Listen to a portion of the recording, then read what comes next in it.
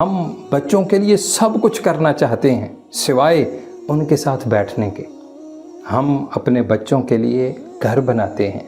ہم اپنے بچوں کے روم ڈیکوریٹ کرتے ہیں،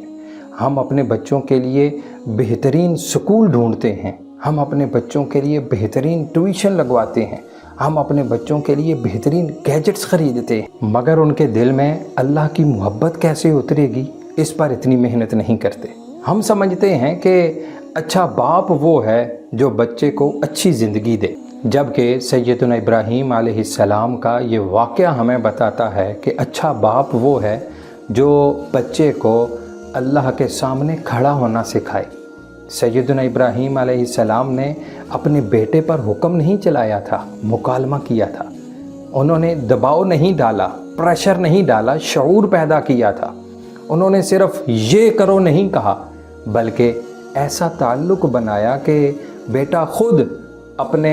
رب کے حکم کے سامنے جھک گیا تھا۔ اس لیے اصل سوال یہ نہیں کہ ہمارے بچے ہماری بات مانتے ہیں یا نہیں، بلکہ اصل سوال یہ ہے کہ کیا ہمارے بچوں کا ہمارے ساتھ ایسا تعلق ہے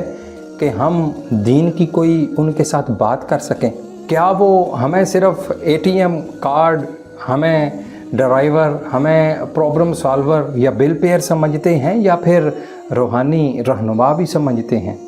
قربانی ہمیں یہ سوچنے پر مجبور کرتی ہے کہ ہم اپنی اولاد کے لیے کیا چھوڑ کر جا رہے ہیں۔ صرف ایسٹ چھوڑ کر جا رہے ہیں، صرف ایجوکیشن چھوڑ کر جا رہے ہیں، یا صرف کمفرٹ چھوڑ کر جا رہے ہیں، یا اللہ سے تعلق، ایمان کی مضبوطی، دل کی پاکیزگی اور قربانی کا مزاج چھوڑ کر جا رہے ہیں۔ شاید اس عید کے موقع پر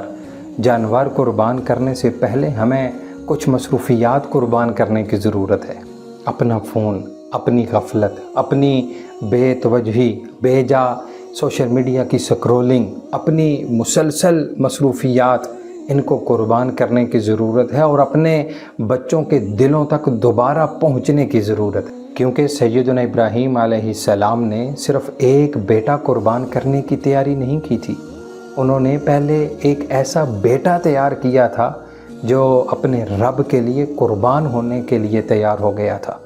اور یہی سیدنا ابراہیم علیہ السلام کی لیگیسی ہے جس کو فالو کر کے ہم اپنی نئی نسل تیار کر سکتے ہیں۔